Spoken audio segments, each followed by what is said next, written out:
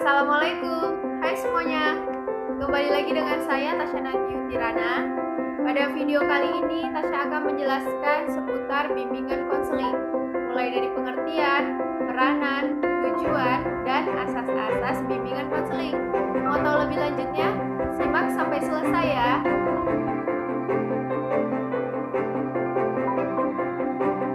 Nah, sebenarnya pengertian dari bimbingan dan konseling ini berbeda.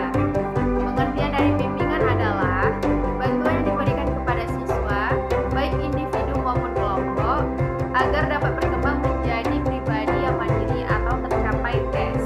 KES ini adalah singkatan dari kehidupan efektif sehari-hari dan terhindar dari KST, kehidupan sehari-hari terganggu.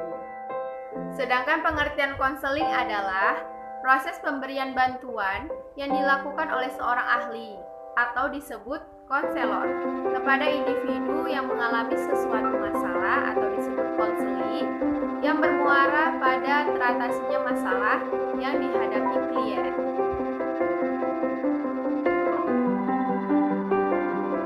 Bimbingan konseling juga memiliki peran.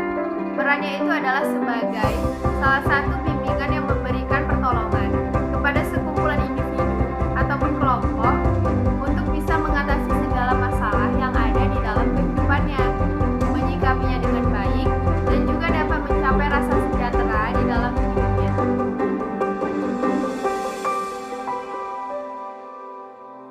Adapun tujuan bimbingan konseling, yaitu mewujudkan manusia Indonesia yang berbudi pekerti luhur, memiliki keterampilan dan pengetahuan, kesehatan jasmani dan rohani, serta rasa tanggung jawab ke masyarakat dan kebangsaan.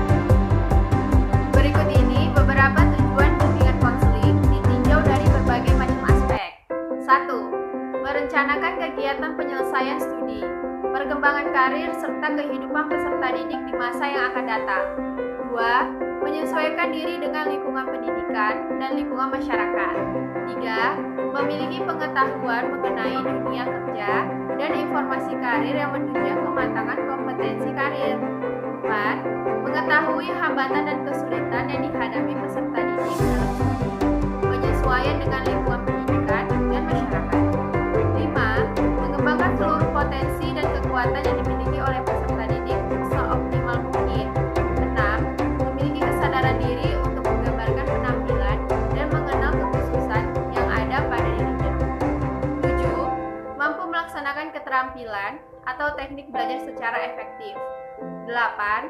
Mampu mengembangkan sikap positif seperti menggambarkan orang-orang yang mereka senangi. 9.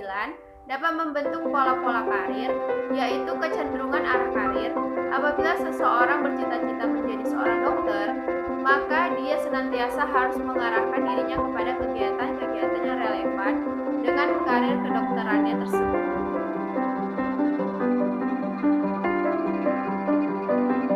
Adapun asas-asas bimbingan konseling. 1. Asas kerahasiaan. Merupakan asas yang menuntut dirahasiakannya segenap data dan keterangan konseling yang menjadi sasaran layanan, di mana data atau keterangan yang tidak boleh dan tidak layak diketahui oleh orang lain harus dirahasiakan oleh konselor.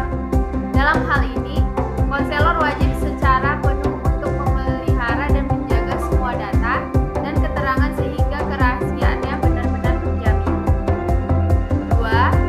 Asas kesukarelaan. Merupakan asas yang menghendaki adanya kesukaan dan kerelaan konseling dalam mengikuti menjalani layanan yang dibutuhkan bagi dirinya. Dalam hal ini, konselor wajib membina dan mengembangkan kesukarelaan tersebut. 3.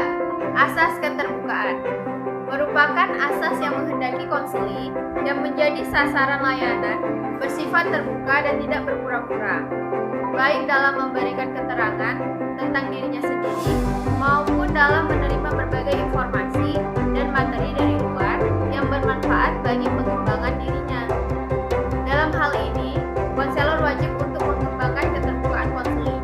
Keterbukaan ini sangat terkait dengan terselenggaranya asas kerahasiaan dan adanya kesukarelaan pada diri konseling yang menjadi sasaran layanan. Agar konseli dapat terbuka, konselor pun terlebih dahulu untuk bersikap terbuka dan tidak berpura-pura. 4. Asas kekinian merupakan asas yang menghendaki agar objek sasaran layanan bimbingan dan konseling adalah masalah konseli dalam kondisinya sekarang, layanan yang berhubungan dengan masa depan, atau kondisi di masa lampau pun dilihat dampak atau kaitannya dengan kondisi yang ada dan apa yang dilakukan sekarang.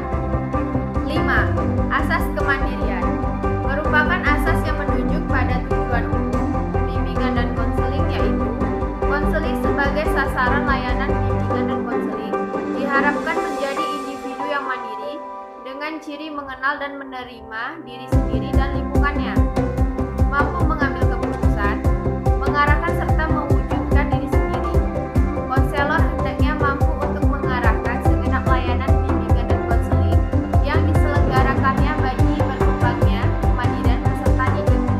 6. Asas kegiatan merupakan asas yang menghendaki agar konseli yang menjadi sasaran layanan berpartisipasi secara aktif di dalam penyelenggaraan layanan bimbingan dan konseling. Dalam hal ini, konselor perlu untuk mendorong konseli untuk aktif dalam setiap layanan bimbingan dan konseling yang diperuntukkan baginya. 7. Asas kedinamisan merupakan asas bimbingan konseling yang menghendaki agar isi layanan terhadap sasaran layanan yang sama kehendaknya selalu bergerak maju, tidak monoton, dan terus berkembang, serta berkelanjutan sesuai dengan kebutuhan dan tahap perkembangan dari waktu ke waktu. 8. Asas keterpaduan merupakan asas bimbingan dan konseling yang menghendaki agar berbagai layanan dan kegiatan bimbingan dan konseling, baik yang dilakukan oleh konselor maupun oleh pihak lain, saling menunjang, harmonis, dan terpadu. Untuk ini, kerjasama antara konselor dan pihak-pihak yang berperan dalam penyelenggaraan layanan bimbingan dan konseling perlu terus dikembangkan. Koordinasi segenap layanan bimbingan dan konseling itu harus dilaksanakan dengan sebaik-baiknya. 9. Asas kenormatifan merupakan usaha bimbingan dan konseling yang tidak boleh bertentangan dengan norma-norma yang berlaku, baik ditinjau dari norma agama, adat, hukum, ilmu pengetahuan, maupun kebiasaan sehari-hari. Asas kenormatifan ini ditetapkan terhadap isi maupun proses penyelenggaraan bimbingan dan konseling. Seluruh isi layanan harus sesuai dengan norma-norma yang ada. Demikian juga dengan prosedur, teknik, dan peralatan yang dipakai tidak menyimpang daripada norma-norma yang dimaksudkan. Lebih jauh lagi, layanan dan kegiatan bimbingan dan konseling justru harus dapat meningkatkan kemampuan konseli dalam memahami, menghayati, dan mengamalkan nilai dan norma tersebut. 10.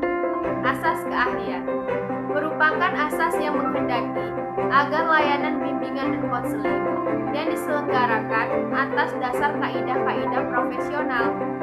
Dalam hal ini, para pelaksana konseling hendaklah tenaga yang benar-benar ahli dalam bidang bimbingan konseling. Keprofesionalan konselor harus terwujud baik dalam penyelenggaraan jenis layanan dan kegiatan bimbingan dan konseling maupun dalam penegakan kode etik bimbingan dan konseling. 11. Asas alih tangan kasus merupakan asas yang menghendaki agar pihak-pihak yang tidak mampu menyelenggarakan layanan bimbingan dan konseling secara tepat dan tuntas atas suatu permasalahan konseling mengalihkan tangan permasalahan itu kepada pihak yang lebih ahli. Konselor dapat menerima ahli tangan kasus dari orang tua, guru-guru, atau ahli lain. Demikian juga konselor dapat mengalih tangankan kasus kepada guru mata pelajaran, guru praktek, dan lain-lain.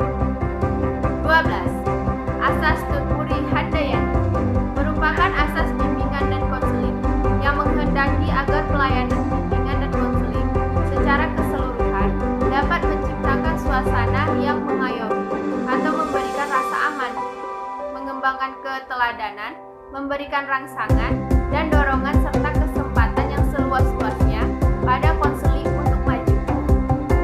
Demikianlah pembahasan pada video kali ini. Semoga bermanfaat bagi kita semua. Terima kasih kepada teman-teman yang sudah menyempatkan waktunya untuk menonton video ini. Sampai jumpa di video selanjutnya. Terima kasih.